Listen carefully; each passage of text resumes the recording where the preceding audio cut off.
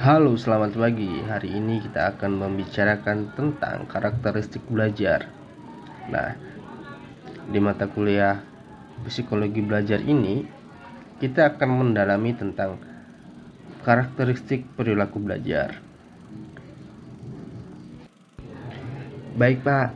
Tapi saya belum tahu apa itu karakteristik perilaku belajar. Bolehkah Bapak menjelaskannya terlebih dahulu?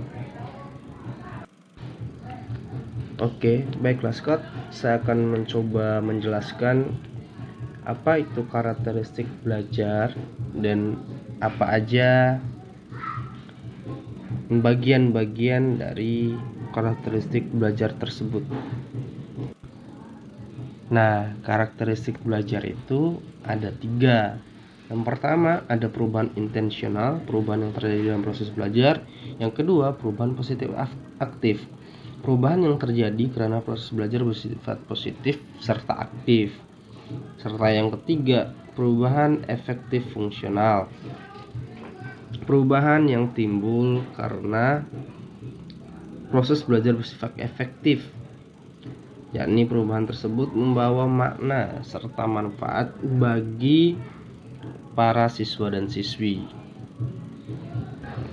Pak, saya ingin bertanya, apakah perubahan intensional itu dilakukan secara kebetulan atau bagaimana, Pak? Oh, pertanyaan yang bagus. Nah, jadi perubahan intensional itu dilakukan dengan sengaja dan disadari. Jadi bukan proses yang kebetulan.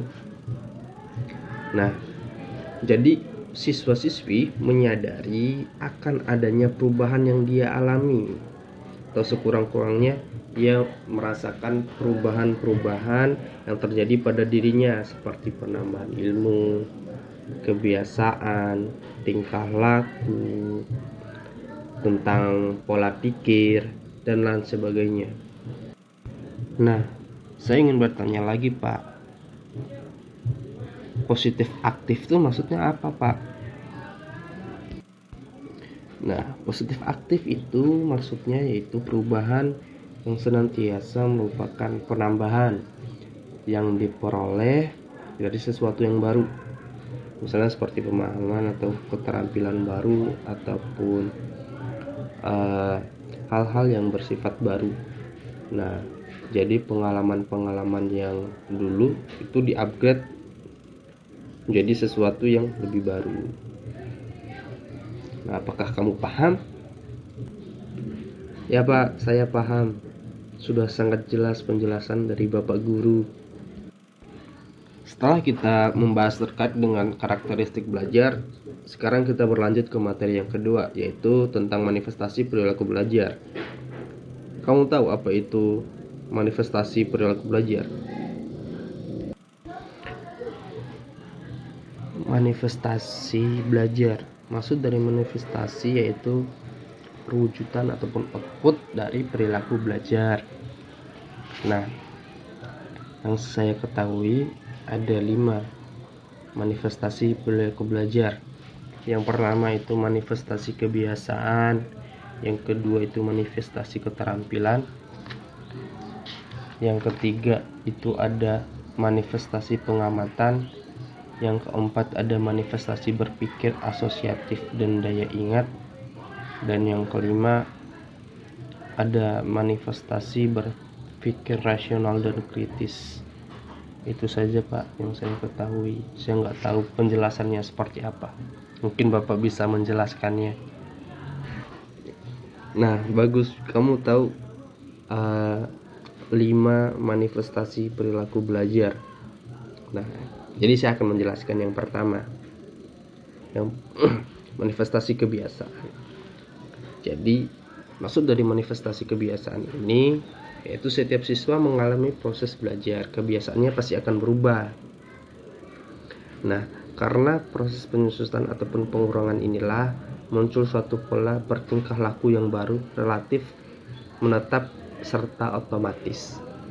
Jadi manifestasi ini maksudnya yaitu perubahan-perubahan yang terjadi di ketika proses belajar itu sendiri. Nah, yang kedua yaitu manifestasi keterampilan. Keterampilan itu maksudnya kegiatan yang berhubungan dengan urat-urat saraf dan otot yang lazimnya tampak seperti menulis, mengetik, serta olahraga. Keterampilan memerlukan koordinasi gerak yang teliti dan kesadaran yang tinggi. Dengan demikian, siswa-siswi yang melakukan gerakan motorik dengan koordinasi dan kesadaran rendah dapat dianggap kurang atau tidak terampil.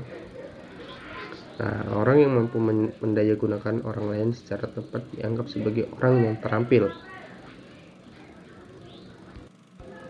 Nah, yang ketiga ada manifestasi pengamatan. Pengalaman belajar seorang siswa-siswi akan mampu mencapai pengamatan yang benar, objektif sebelum mencapai pengertian. Pengamatan yang salah akan mengakibatkan timbulnya pengertian yang salah pula. Jadi, pengamatan itu akan timbul seiring dengan perkembangan ilmu yang kita dapatkan, pengetahuan, kemudian kita terjun ke masyarakat, kemudian kita melihat ada yang salah.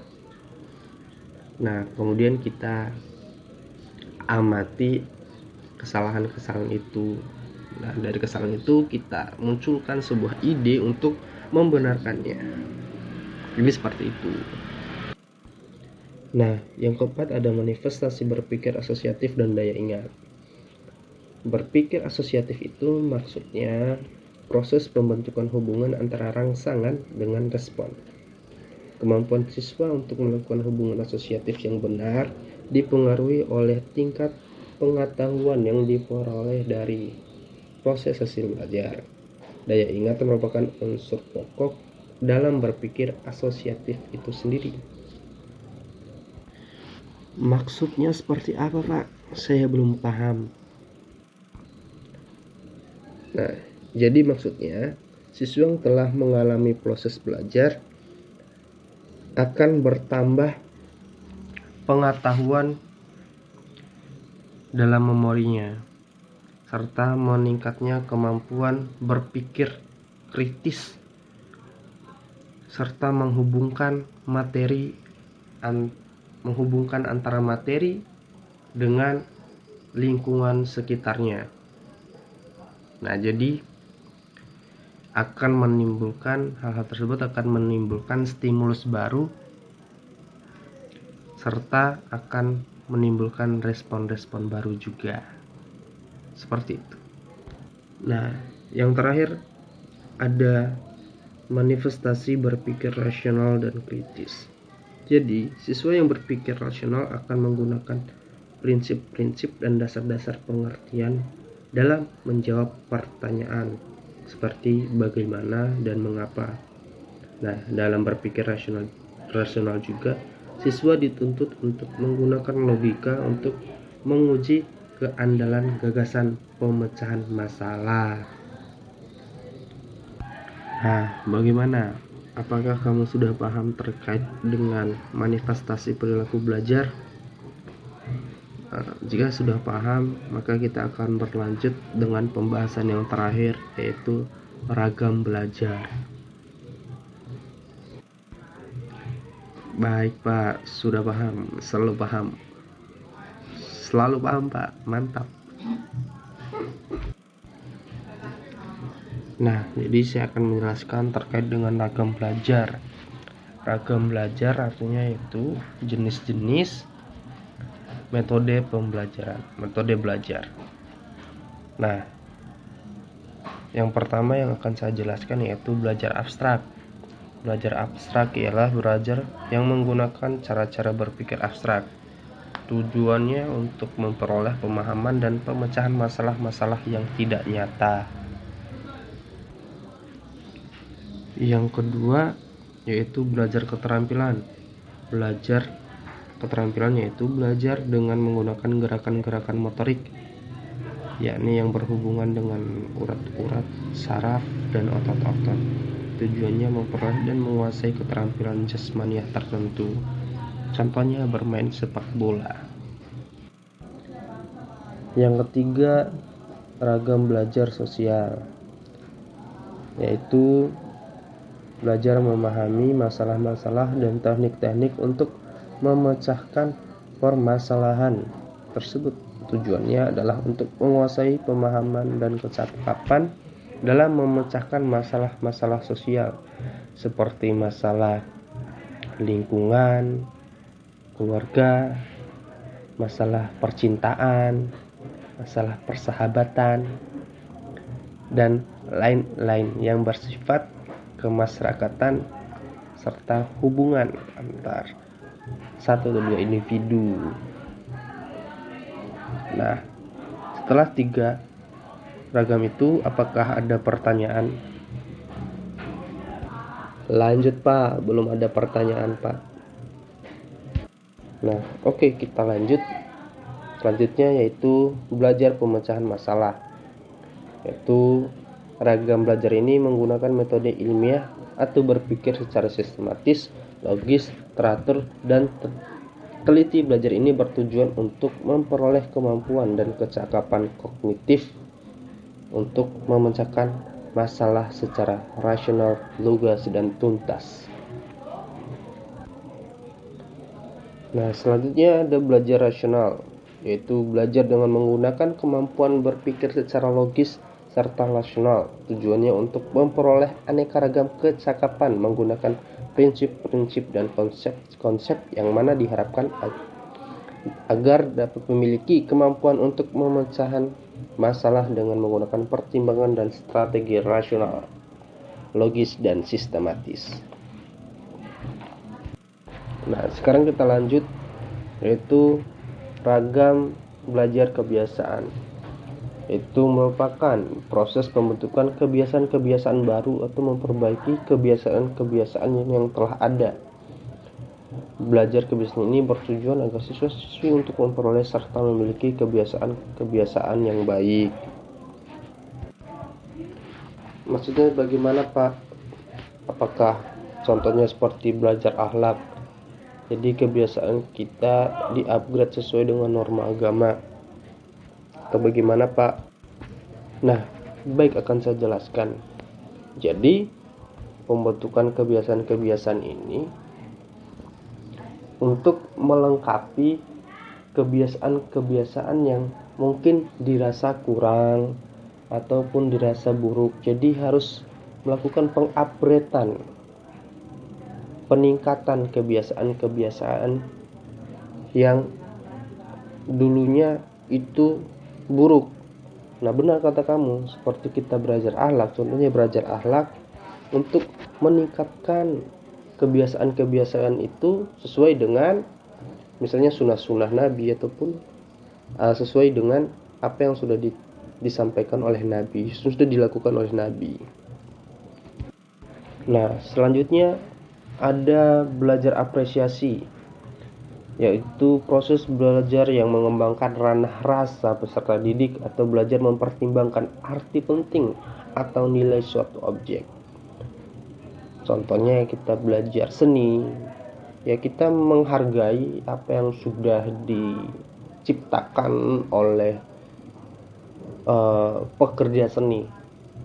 Jadi lebih kita merasakan apa yang susahnya memikirkan ide-ide, susahnya mungkin menciptakan karya-karya yang seperti itu. Ya, jadi lebih ke menghargai feeling gitu. Nah, yang terakhir adalah belajar pengetahuan. Merupakan program belajar terencana untuk menguasai materi pelajaran dengan melibatkan kegiatan investigasi dan eksperimen. Belajar pengetahuan bertujuan agar siswa dapat memperoleh, memahami, serta menambah informasi terhadap pengetahuan tertentu. Contohnya seperti penelitian. Nah, materi kita sudah selesai. Apakah ada pertanyaan dari ketiga materi yang sudah Bapak sampaikan? Tidak Pak, tidak ada pertanyaan lanjutan terkait dengan materi-materi yang sudah Bapak ajarkan.